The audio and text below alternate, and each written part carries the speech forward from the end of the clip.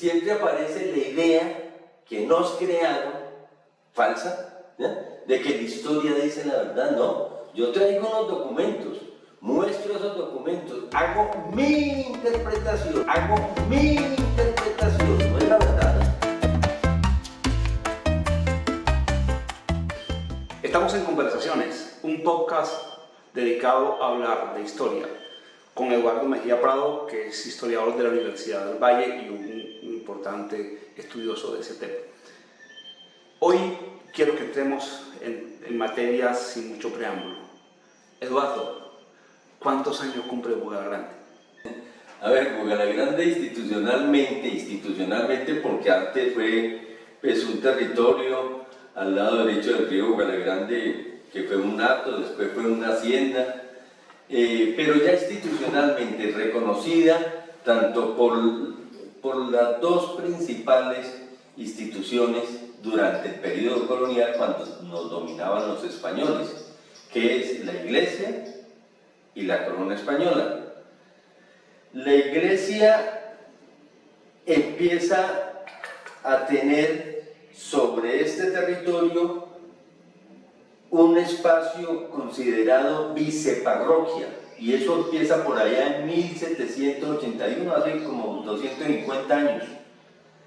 Pero parejo a eso, a la creación de esa viceparroquia, que fue creada igual con la viceparroquia de la Concepción del Overo, también se creó el partido de Bugalagrande. Hoy diríamos, más o menos comparando con las formas como lo decimos hoy, sería un corregimiento que dependía de Buga, y al mismo tiempo Buga dependía de la gobernación de Popayán, que ya como gobernación, que era todo el suroccidente, hacía parte del virreinato de la Nueva Granada. Esa es la primera referencia, viceparroquia, y por el lado eclesiástico y por el lado civil, partido de Bugalagrande, hace más o menos 250 años en el periodo colonial.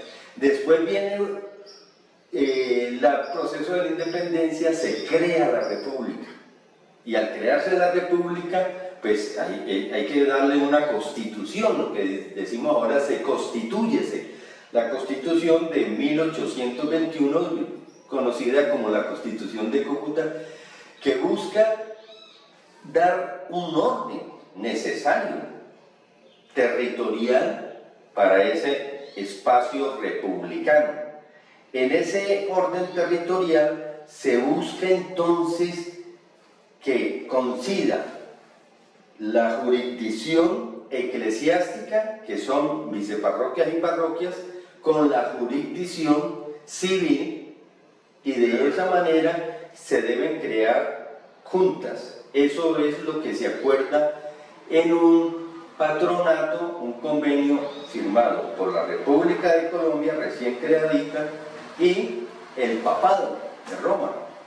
Eso es en 1824. De ahí va a resultar entonces la necesidad de crear aquí una parroquia. Éramos viceparroquia de San Bernabé. Entonces se va a crear una parroquia, pero al mismo tiempo se va a crear un distrito parroquial. Hoy diríamos municipio. Eso es lo que hoy llamamos municipio. ¿Por qué el nombre de parroquial? Porque se está tomando los mismos límites de la parroquia eclesiástica para darle al municipio el mismo territorio también. Entonces, por eso de lo de distrito parroquial. Eso es en mayo de 1826. El próximo año van a ser 200 años.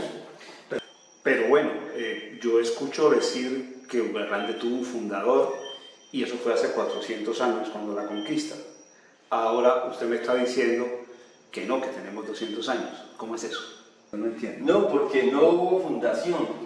Realmente eso es una cosa sacada de Tulio Enrique Tascón, que era un joven en la época en que escribe esto, años 1927, 1928, cuando publica su libro, que es Buga en la Conquista, y en ese libro él empezó a ver los pueblos y a tratar de darle un fundador. él es bogueño, y todos los fundadores de todos esos pueblos del área de influencia de Buga, su ciudad, ¿ya? Les puso un fundador bogueño.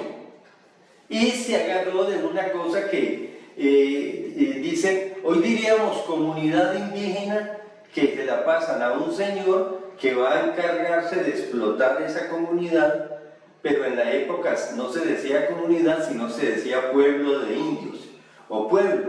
Entonces, ese pueblo que estaba, que no era un pueblito, sino una comunidad regada de indígenas que estaban al borde de la quebrada de Zabaleta, esto entre Andalucía y Tuluá, pues se lo entregan a un señor que se llama Diego Rengifo Salazar, y ese Diego Rengifo Salazar los trae al hato que había comprado, que es el hato de Bugalagrande. No es el primer español que llega aquí, ya habían llegado otros, incluso él es hijo de un español, y establece esa comunidad aquí para explotarla, pero la corona española le exige: yo le doy estos indígenas, pero usted tiene que adoctrinarlos.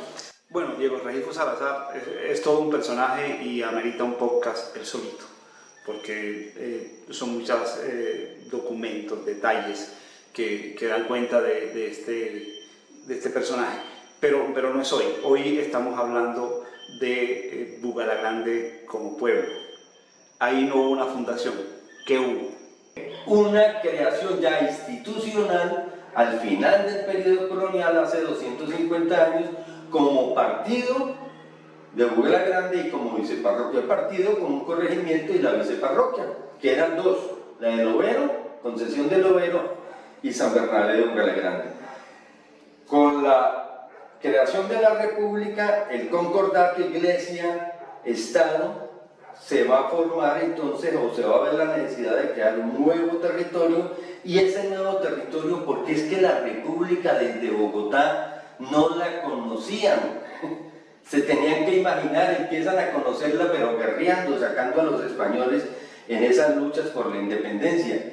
Entonces, ¿en qué se va a apoyar esa nueva república? Pues en los que sí tenían unas jurisdicciones y claridad sobre los territorios, pero a partir de viceparroquias y parroquias, que es la Iglesia Católica.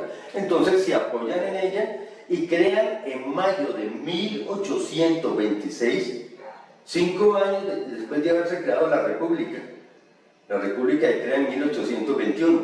5 años después se crea esa viceparroquia, y al mismo tiempo el distrito parroquial, hoy diríamos distrito municipal, con un alcalde, con un consejo municipal, con unos agentes que se llamaban gendarmes, y pues un aparato mínimo administrativo.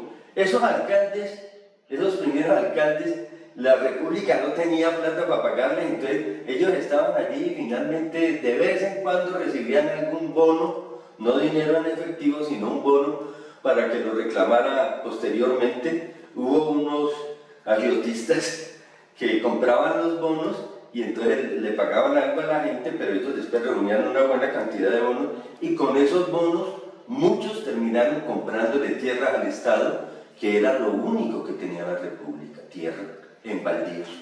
Entonces, exagerando un poquito, se puede decir que la primera división político-administrativa de Colombia la hizo la Iglesia. Bueno, la hizo el Estado, pero la hizo siguiendo la división territorial que había hecho la Iglesia para su funcionamiento orgánico. Correcto, es exacto, es que la República no tiene. Lo que existía antes era el ordenamiento territorial del régimen colonial que tenía España en estos territorios, que se llamaba la Nueva Granada. Pero es que eso se acabó. Con eso fue que acabaron los independentistas, con el régimen español. En cambio, la Iglesia sí siguió. Pero de todas maneras, hubo que hacer un nuevo convenio entre una república nueva, ya no España, que se llamó Colombia en primer momento, y el papado. el Papa. Entonces, ahí en ese concordato es que se acuerda que se van a apoyar en el ordenamiento territorial los límites de las viceparroquias o parroquias para que se constituyan y se apoye la República en esos límites y se establece ese límite. Ahora, yo en el cuento, cuando proponen esto, hay una división territorial. El orden es departamentos, se divide toda la República en departamentos. Nosotros hicimos parte del departamento del Cauca, cuya capital era Popayán, y va a ser así hasta 1910. Esos departamentos están divididos en provincias. Luego nosotros pertenecimos a la provincia de Buga, que es más o menos lo que hoy sería Palmira, Cerrito, Guacarí, el mismo Buga, San Pedro, Andalucía, Tuluá y Bugalagrande. Dentro de esa provincia habían cantones. Mire toda la división que hay. Y el cantón que nos correspondió es el cantón de Tuluá. Y esos cantones están compuestos por la unidad básica de ese ordenamiento territorial, que es el distrito parroquial. Entonces, en el cantón de Tuluá había dos distritos parroquiales, o municipales, podríamos decir. El distrito parroquial de Tuluá y el distrito parroquial de Bugalagrande. Entonces, se van a crear al mismo tiempo, en mayo de 1826, próximo año son 200 años, la parroquia de San Bernabé de Bugalagrande y el distrito parroquial o municipal de Bugalagrande, con su correspondiente alcalde y su correspondiente consejo municipal. Y la parroquia con un cura, párroco, es decir, el que va a estar... Pero como estábamos en el Festival de la Democracia, la República de la Democracia, entonces, miren lo curioso, que eso no se conoce. Se debía elegir por voto de las personas que vivían aquí, que eran más o menos, de acuerdo al censo, son esa jurisdicción de Bugalagrande en esa época, eran 1014 personas, de acuerdo al último censo, que lo realizaron en 1825. Entonces, hay que hacer una elección. Y se presentan dos candidatos. Un cura de apellido Naranjo, José Naranjo, que era el cura párroco de la parroquia anterior, que era la parroquia de Santa Bárbara de La Paila. Nosotros como viceparroquia pertenecíamos a La Paila. Y ese cura vivía no en La Paila en ese momento, sino en la hacienda de la Pontezuela de una familia Quintero Príncipe, más o menos entre El Overo y Bugalagrande, más o menos lo que corresponde a la hacienda Lucerna. Ese fue uno de los candidatos. El otro candidato fue José Ignacio Aparicio, de Buga, de familias principales y notables de Buga. Pues ganó Aparicio, el de Buga, le ganó al Naranjo, el de Buga sacó 24 votos y el otro sacó 14 votos. Ustedes me dirán, pero muy poquitos votantes. Claro, era muy poquito. El Festival de la Democracia tampoco era tanto, ¿no? Miren, ¿quiénes podían votar? Hombres, están desplazadas las mujeres allí. Mayores de 25 años, que sepa leer y escribir, no había escuelas todavía. Y que no dependa de nadie.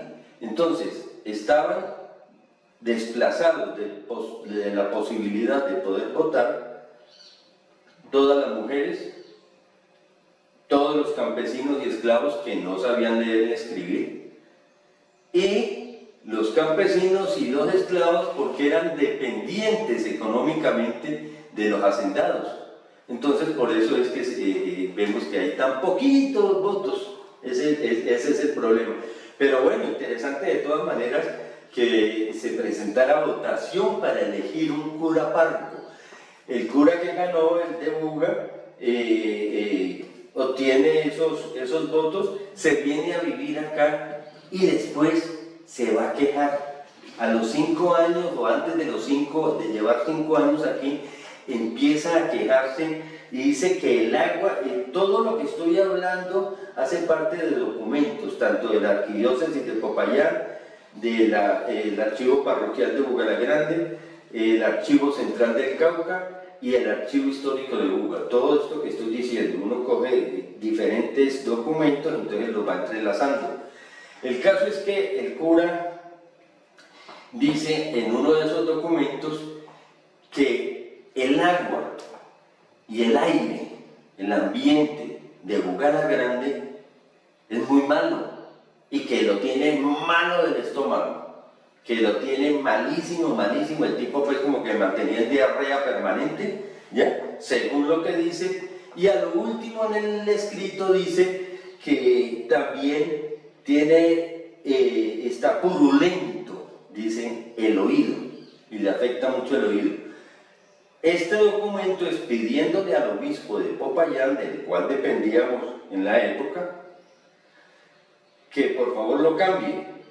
El obispo le pide un certificado médico. El certificado del médico no habla nada del estómago, habla así del oído, y finalmente pues el obispo acepta. ¿Para dónde se va este señor Aparicio que estaba hablando de nuestro ambiente, de mal aire y mala agua?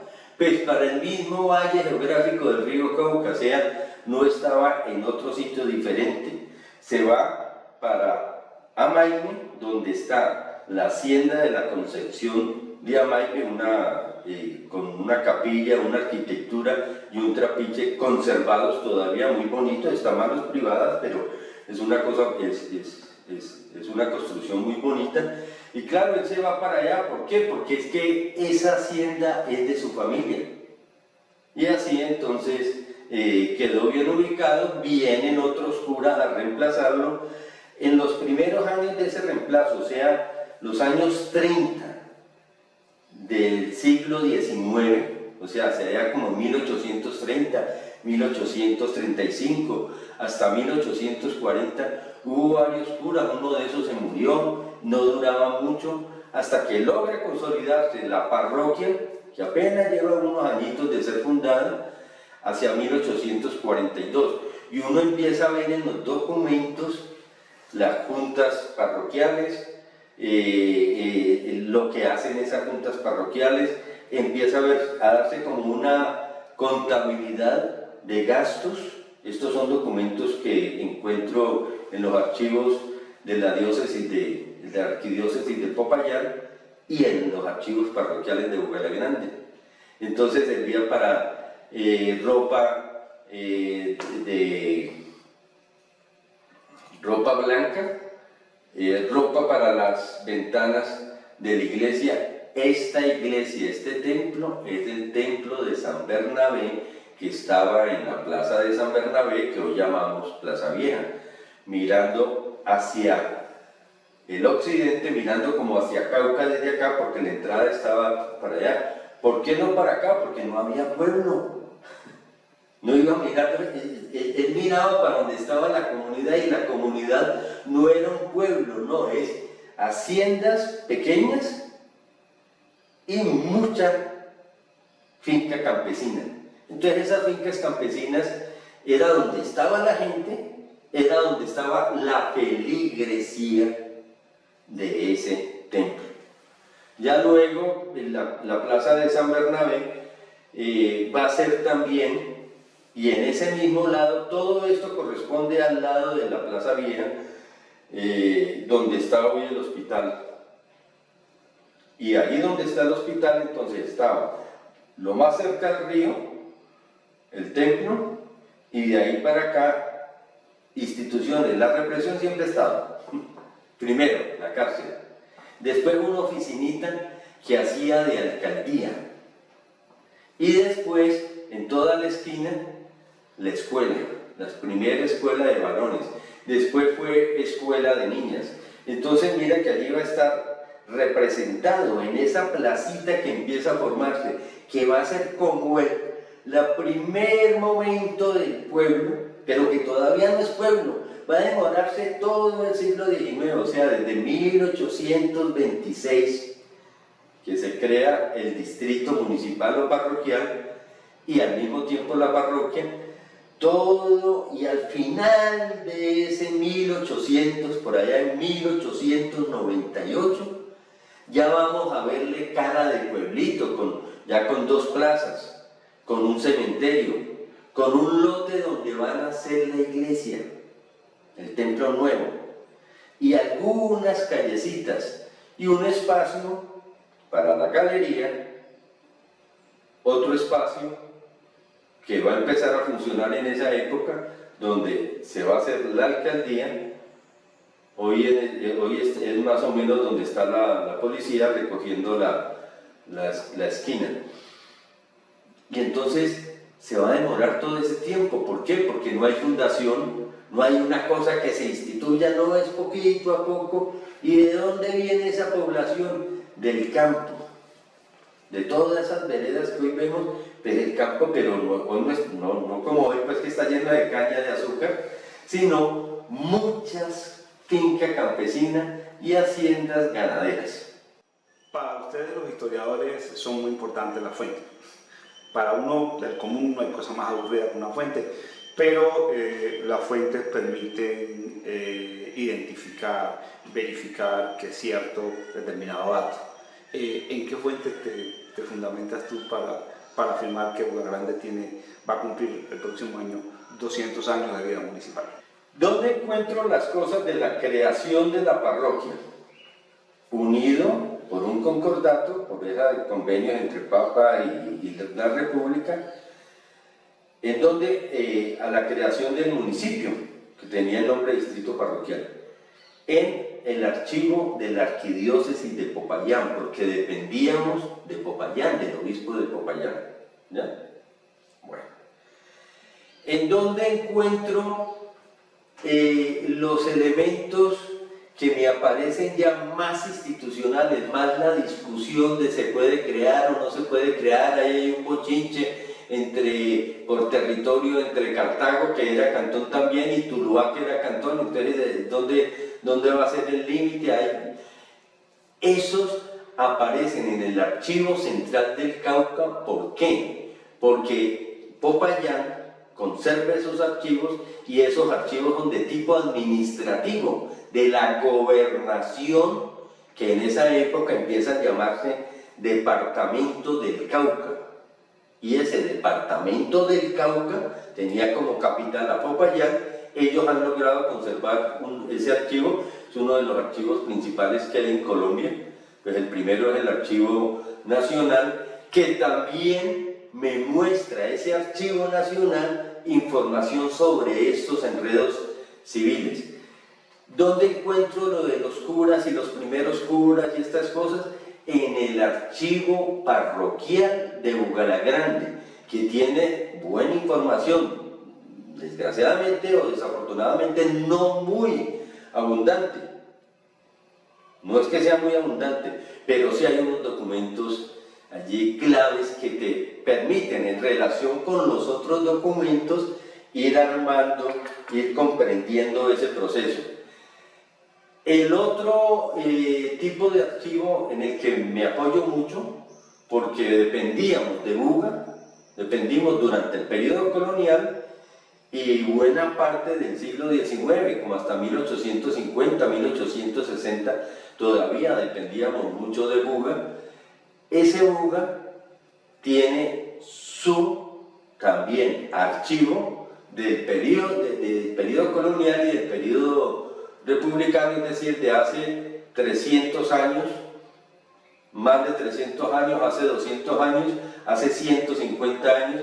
Ese archivo muestra también las cuestiones administrativas, porque dependíamos de allá, dependíamos de Buga. Entonces, cuando yo cojo un solo documento, tal vez no me diga mucho, empieza a tener sentido cuando voy uniendo un documento con el otro, y mire, hay documentos de tipo civil, hay documentos de tipo administrativo, de tipo eclesiástico y diferentes instancias, ¿no? Una cosa es la parroquia y otra cosa es la arquidiócesis. Una cosa es un documento redactado por un cura, párroco, y otra cosa es un documento redactado por el obispo. Una cosa es un documento redactado por un alcalde, otra cosa es un documento redactado por el gobernador de la gobernación o del departamento del Cauca, en Popayán. Entonces, eso te da diferentes visiones y vas construyendo.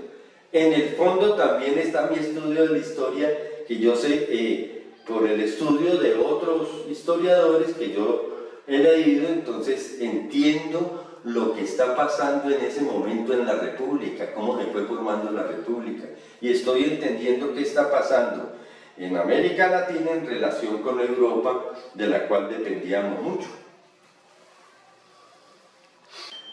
Bueno, y en ese mare magnum de documentos, ¿hay alguno que tú digas, este es especialmente importante, me es revelador por alguna razón? Mira que hay un documento, acabo de hablar de varios documentos, pero hay un documento que no es propiamente de 1826, de hace pues 200 años, que hable de esa creación de la parroquia y del municipio. No, este documento es de hace 99 años, el próximo año va a ser 100 años de este documento. Y es bellísimo, porque muestra muchas cosas y la concepción que tenían los bugalagrandeños hace 100 años o hace 100 años de cuándo se creó Bugalagrande, cuándo se creó la parroquia, cuándo se creó el municipio y sobre todo la fiesta tan berraca que hicieron. Es que eso es fenomenal, esa fiesta que hacen. Voy a leer algunas partecitas para que nos entendamos. Ellos titulan ese documento, encontrado en el archivo parroquial de Bugalagrande, Primer fiesta centenaria de la parroquia y del distrito de Bugalagrande. Mire que hace 100 años tenían clarísimo que se creó la parroquia, es una cosa, y el distrito municipal otra. Y ellos quieren celebrarlo. Este documento lo encontré cuando estaba haciendo la investigación para el libro sobre Bugalagrande y lo hice en colaboración con Gerardo Escobar, que era en su momento el archivista municipal. Dice partecitas: la población de Bugalagrande cumple el día 14 de mayo, estamos hablando de 1926, va a ser 100 años, ¿no? La población de Bugalagrande cumple el día 14 de mayo del presente año, 1926, su primer centenario como entidad parroquial y municipal. Y sus habitantes, dándose cuenta exacta de la importancia y significado, quieren hacer una fiesta y van a dictar pues ya la programación. Voy a sacar pedacitos de la programación. A las 6 p.m. del día 13, o sea, un día antes, ¿no? Porque el día es el 14. A las 6 p.m. solemnes vísperas seguidas de repiques, música, juegos artificiales, marcha de antorchas e iluminación general. En la época no hay energía, para nada. Entonces uno imagina a Bugalagrande chiquitico, ¿ya? No pasaba de 2000 habitantes, muy pequeño, con unas calles ninguna sin pavimentar. Muy poquitas calles, unas casas, algunas ya de las familias principales, digamos, ya con ciertos materiales como ladrillo, pero muy pocas, porque la mayoría eran de bareque y hacia adentro, todavía con la referencia de la finca. Es decir, no, la casa no está construida sobre la calle, sino adentro, rodeada, eso sí, de árboles, de matas, y lo que hacía pues un paisaje muy bonito y lleno. Eso eran poquitas casas en calles, donde la mayoría eran lotes y no casas. en las calles. Bueno, sigamos. A las 8:30 p.m. de ese 13 de mayo, gran retreta en la plaza de San Bernabé, o sea, Plaza Vieja, frente a la Casa Cural. A la medianoche, a la medianoche, ¿por qué? Porque va a empezar el día 14, que es el de la celebración, ¿ya? Entonces dice, a la medianoche, descarga de cañón y fusilería, repiques de campanas y alegrísimas piezas de música saludarán a la centenaria fecha. Esto de cañón y fusilería es que hay un general Victoria que era de aquí y ese es el que va a traer regimientos del batallón Pichincha de Cali, que era donde él estaba, va a traer cañones, va a hacer revista militar. Y claro, uno se imagina, se va a traer otros amigos y estuvo 3 días de rumba y él como el personaje pues que le creó semejante bombo, ¿ya? Porque trajo cañones, trajo revista militar, trajo bandas militares y eso fue lo que animó esa fiesta para un pueblito pues, muy pequeñito y sin capacidad todavía para hacer gran cosa, pero este general brindó esas posibilidades y pues yo me imagino la rumba, yo los envidio, ¿ya? Porque me hubiera encantado estar en semejante rumba. Voy a seguir con pedacitos. A las 5 a.m., o sea, con los borrachitos, la alborada. Aquí hacen alboradas 2 veces. A las 5 a.m., las bandas de música ejecutarán bandas, con las bandas militares, y una banda de músicas que había aquí.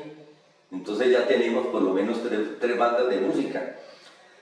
Ejecutarán escogidas piezas por las calles de la población para despertar el entusiasmo de los habitantes y conmemorar el faustísimo día. Después vienen unos desfiles, hacen unas cosas, el himno nacional, hay palabras del alcalde, etc. Y, por ejemplo, en uno de esos desfiles cerrará el desfile la compañía militar y las bandas de música ejecutarán sus mejores marchas. A las 8 p.m., juegos artificiales, música y un castillo en el cual se representará la futura iglesia de Bugalagrande. No existe iglesia, el templo actual no existía. El día 15, a las 5 a.m., otra alegrísima alborada anunciará la tradicional fiesta de San Juan Nepomuceno.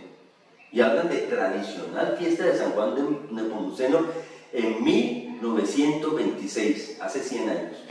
Esas fiestas son las que hoy nombraba, bueno, que hasta hace un poco que se celebraba, se nombraba San Juan Abogado. Correcto.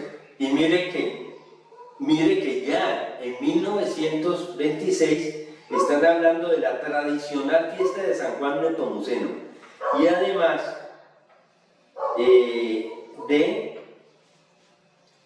a las 4:30 p.m. de ese día, dice aquí, la bellísima procesión fluvial, apoteosis de San Juan Nepomuceno, en el cual el río Bugalagrande ofrecerá un imponente y poético espectáculo. O sea, hay el desfile por el río del famoso San Juan Ahogado, ya en 1926, y relacionado con la fiesta de San Juan Nepomuceno como tradicional.